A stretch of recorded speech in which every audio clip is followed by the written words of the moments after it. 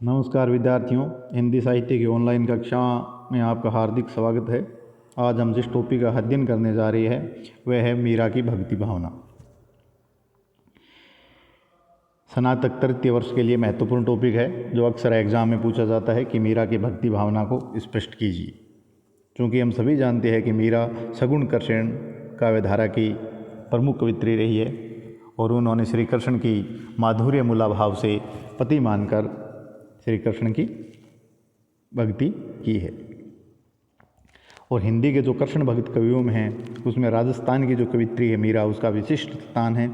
और मीरा का संबंध किसी वैष्णव संप्रदाय से नहीं रहा, फिर भी वृंदावन विहारी गिरधर नागर को आलम्बन बनाकर अर्थात श्री कृष्ण को उन्होंने आधार मानकर भक्ति की जो मंदाकिनी को अपने हृदय निस्तृत गीतों यानी पदों के माध्यम से प्रवाहित की है।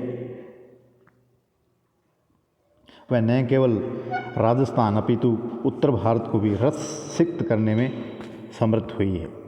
भक्तिकालीन कृष्ण काव्य को समृद्ध बनाने में मीरा ने महत्वपूर्ण योगदान दिया है। उन्होंने काव्य को साध्य न मानकर अपनी भक्ति भावना को व्यक्त करने के लिए साधन के रूप में अपनाया है। उनके पदों में भक्ति प्रसूत तीव्र ग्रहानुभूति, भावप्रवणता, तन्मयता, एकनिष्ठता आदि हृदयगत भावों की मार्मिक अभिव्यक्ति हुई है। उनकी रचनाओं के अध्ययन से स्पष्ट हो जाता है कि वे प्रबल सांसारिक बाधाओं के झंझावतों को सहकर भी भक्ति मार्ग से विचलित नहीं हुई। मीरा की जो भक्ति का स्वरूप है किसी संप्रदाय विशेष की मान्यताओं के आधार पर टिका हुआ नहीं है, अपितु उनकी वैयक्तिक अनुभूति एवं मनोवृत्ति के अनुरूप ही निर्मित हुआ है। उनकी भक्ति भावना अपने पिता महराव दूदा की वैष्णव भक्ति की छत्र छाया में विकसित हुई थी और उन्होंने बचपन से ही कृष्ण के किशोर रूप को अपने जीवन का ध्येय बना लिया और गिरधर नागर के लीलामय रूप को अपने जीवन संगी की कल्पना में पिरोकर श्री कृष्ण की भक्ति में मीराबाई तल्लीन हुई। मीरा की भक्ति भावना में बाल्यावस्था से जिस माधुर्य भाव को पनपने का अवसर मिला वह आगे चलकर और ज़्यादा दृढ़तर हो गया। मधुर भाव की भक्ति को अपनाने वाली ब्रज गोपियों को ही मीरा ने अपनी भक्ति का आदर्श माना। उनके पदों में यही मधुरा भक्ति साकार हो उठी है। वे गिरधर गोपाल की सच्ची प्रेमिका के रूप में हमारे सामने आती है।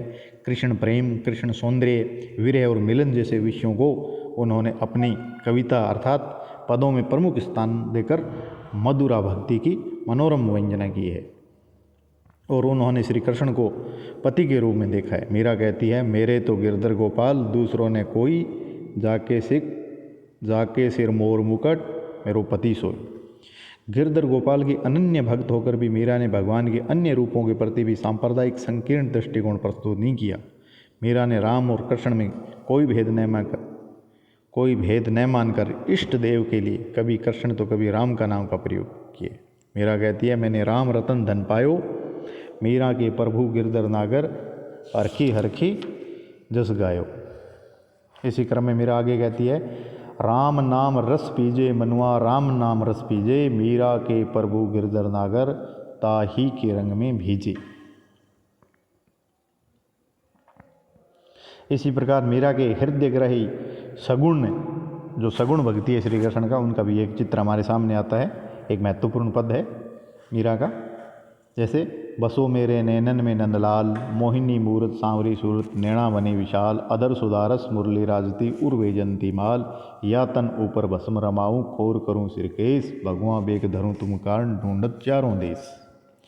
यों तो मीरा की भक्ति पद्धति पर नाथ पंथ, संत पंथ, वल्लभ संप्रदाय और चैतन्य मत आदि भक्तिकालीन विभिन्न संप्रदाय जो कि तत्कालीन समय में चल रहे थे का थोड़ा बहुत प्रभाव लक्षित होता है, लेकिन उनकी साधना संप्रदाय के बंधन में नहीं बंधी है। मीरा की भक्ति पद्धति में तत्कालीन विभिन्न मतों का विलक्षण समन्वय दिख जाता है, लेकिन वे किसी एक संप्रदाय में बंधी हुई भक्त कवित्री नहीं है। मीरा की भक्ति भावना चैतन्य महाप्रभु की माधुर्य भक्ति के अधिक निकट दिखाई पड़ती है।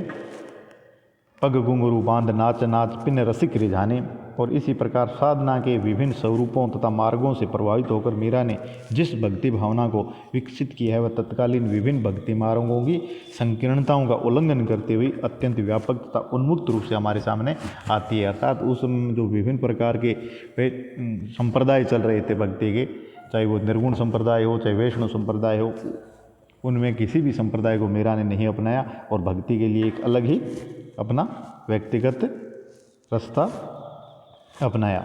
मीरा भक्ति की चरम सीमा पर पहुंचकर भगवान के प्रति पूर्णतया आत्मसमर्पण कर देती है। जैसे इनका एक पद आता है, मैं तो गिरधर के घर जाऊं, मीरा के प्रभु गिरधर नागर बार बार बोली जाऊं। इस आत्मसमर्पण में मीरा की भक्ति भावना अधिक उज्ज्वल रूप धारण कर लेती है। मीरा की भक्ति ज्ञान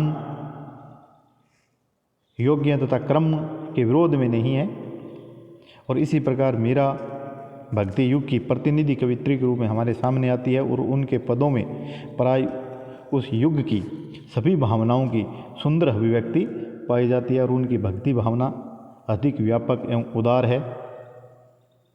अर्थात हम कह सकते हैं कि जो मीरा की भक्ति भावना है वह समन्वयात्मक मधुरा भक्ति का अत्यंत परिष्कृत रूप है।